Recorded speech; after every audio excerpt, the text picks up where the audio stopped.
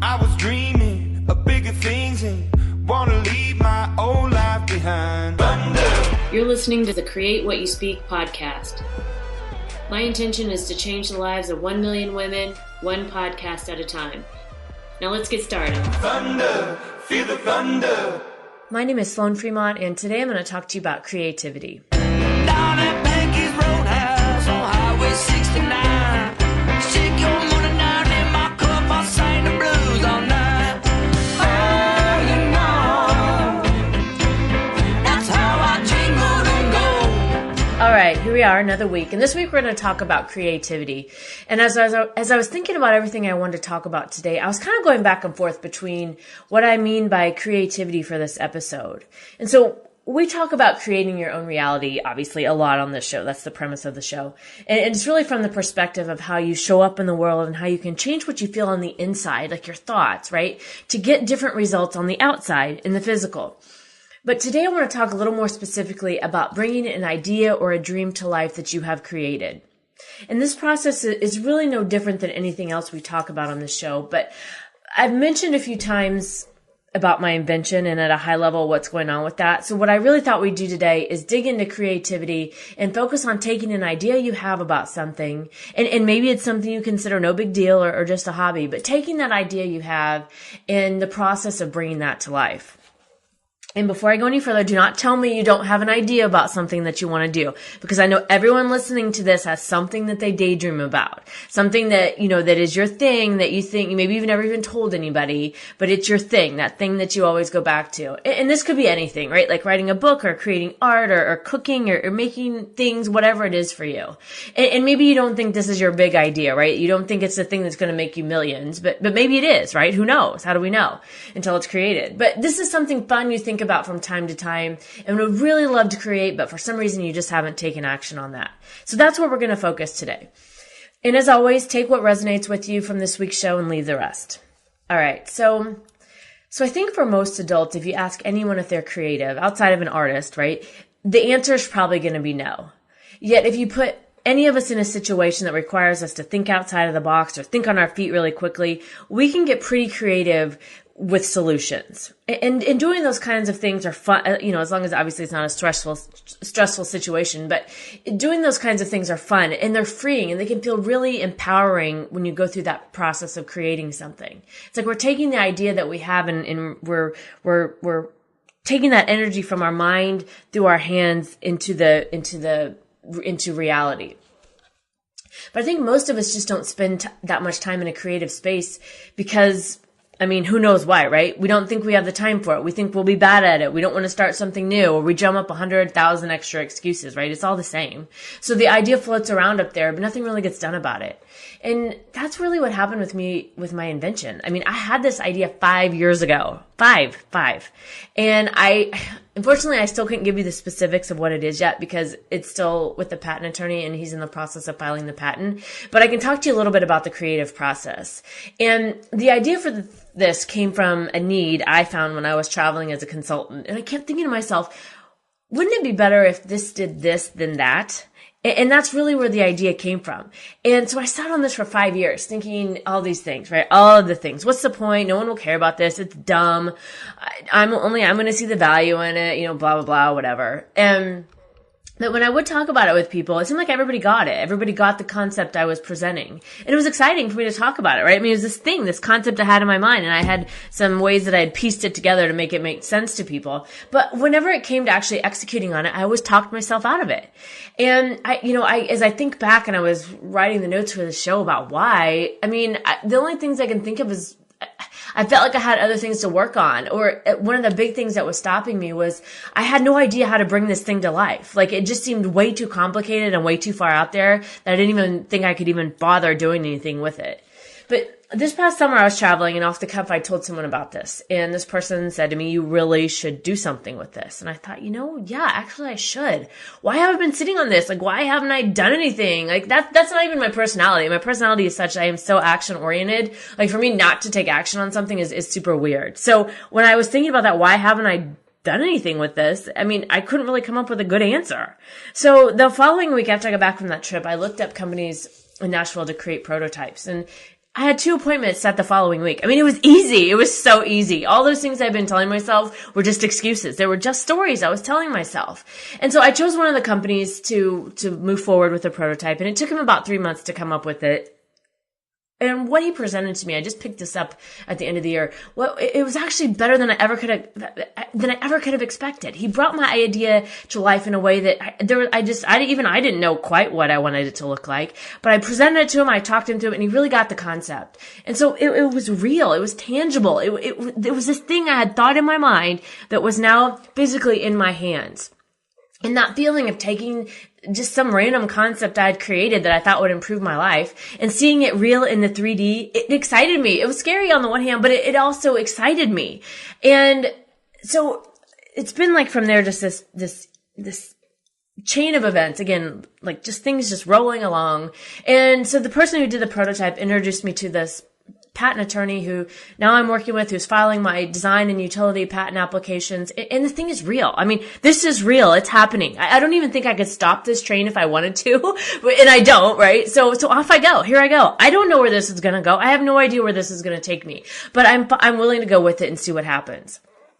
And so I was thinking about that process as I was going to talk about this today, and it actually made me laugh to myself because, like I said, it's been easy. I mean, it was a simple Google search, and I found the person to create the prototype. But yet, in my mind, I made this thing be like, oh my God, it's going to be so complicated. There's just no possible way this can happen. You know, all these stories, and it was all bullshit. And the other thing I've found about this is I'm not driving myself crazy with all the what ifs for this. Like what if I fail, or what if I don't get funding, or what if I get rejected with the patent? Well, what if I don't fail? What if I do get the funding? And what if the patent's accepted, right? Like what if, just as I can what if the good, just as I can what if the bad. And so what I'm really doing, I said this last week, is I'm just following the next logical step. And it's been so easy. And so this past week I went to a class at the Women's Business Center here in Nashville. And this group is a nonprofit. They help you with business plans and securing funding through the SBA and all that kind of stuff. And, which was another super easy thing I found, just 5-second Google search, because the guy that did the prototype mentioned to me how there's grants for women businesses, especially in Tennessee, and how they're always like trying to they can't get rid of the money because people don't apply. And I'm like, what the hell? Like, why am I not looking into this? So 10 minutes later, found it, signed up for the class, and I was in. And so during this class, we introduced ourselves and we talked a little bit about what we do. And obviously I couldn't fully explain my product, but every single woman in that room, there was 12 women in that room, every single woman said they wanted what I had and was it available to buy right now before they even fully knew what it was. So, I mean, I'm sitting here laughing like, oh my God, like this is like, it's almost like I can't believe it because I created it, but I guess what I'm laughing at is how easy it's been this whole time when I was trying to make it so hard for so long. And so I'm telling you, all of you, this today because for every single one of you listening, every one of you, I know you have an idea of something that you want to create. And my message to you today is to start that creative process. Just start it, whatever it is. Start the creative process and then take the next logical step from there and see where it takes you.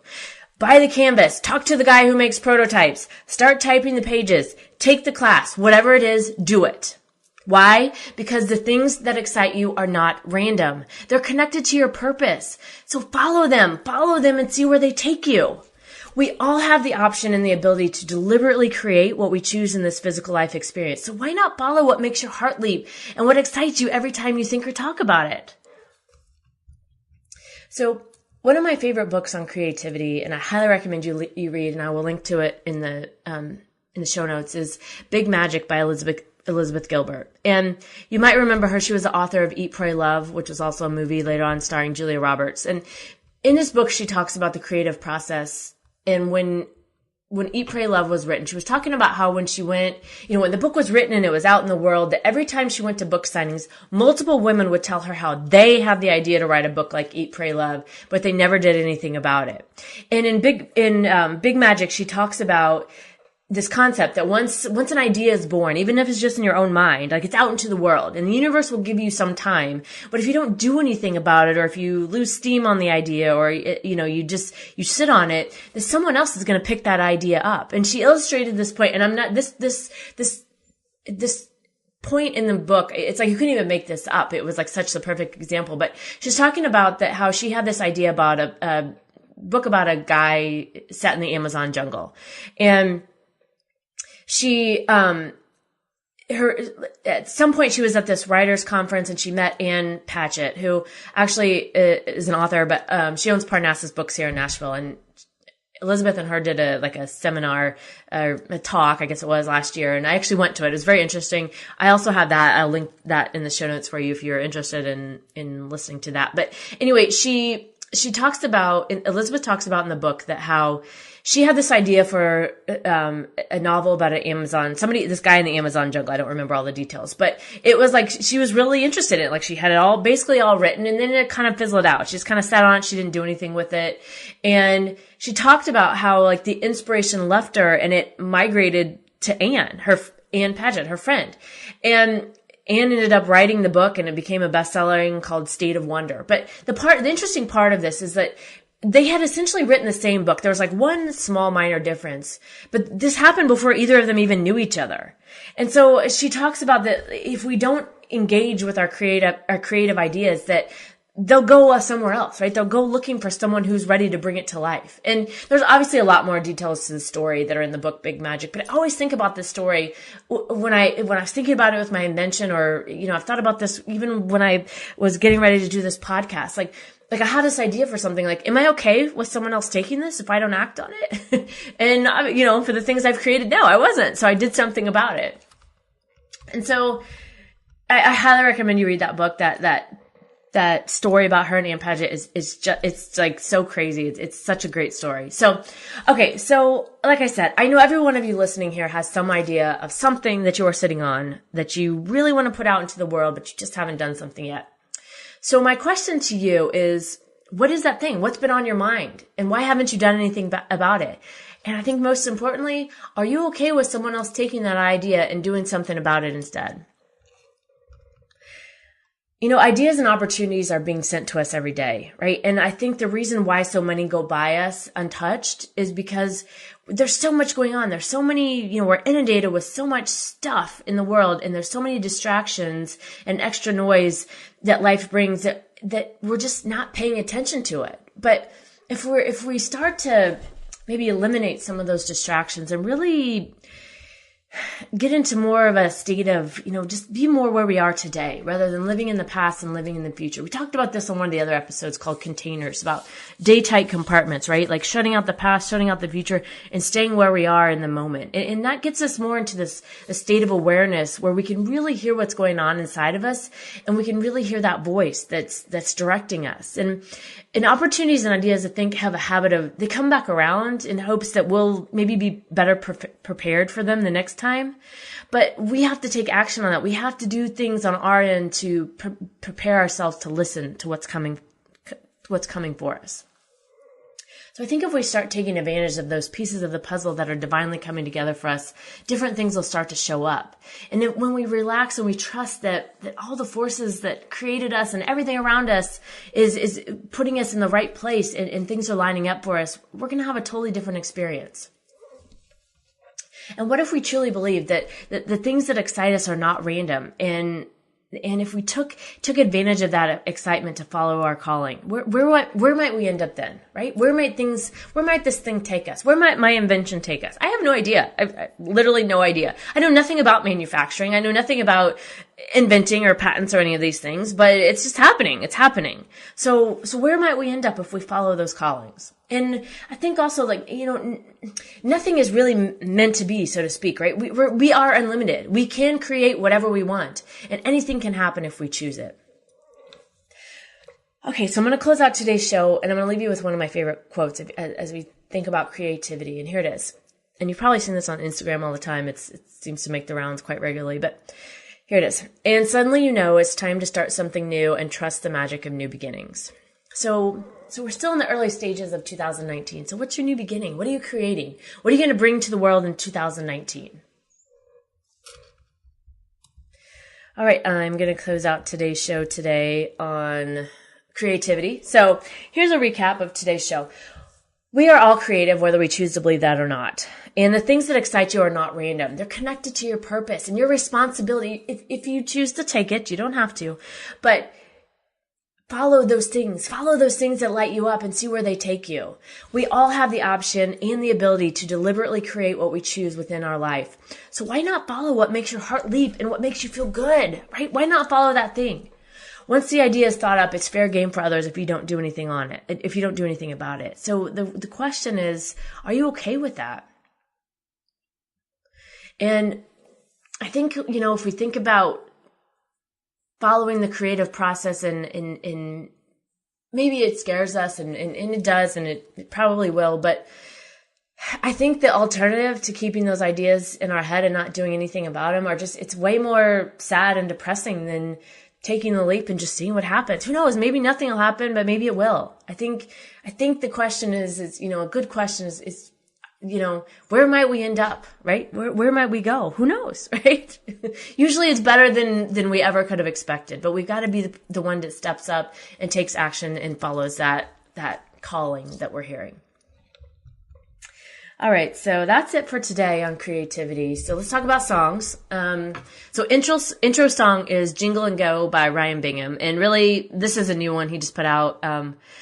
I love this song. I love Ryan Bingham. I saw him at City Winery here in Nashville. And I feel like he's like one of the old cowboys that you don't really run across very much. He talked about all of his songs and why he wrote them. And, like each song he would tell the story about them. And, he lived like this really interesting life, and all of his stories were about his life experiences. And just, I don't know. I don't think a lot of people do that kind of writing anymore. So Jingle and Go by Ryan Bingham is the intro song.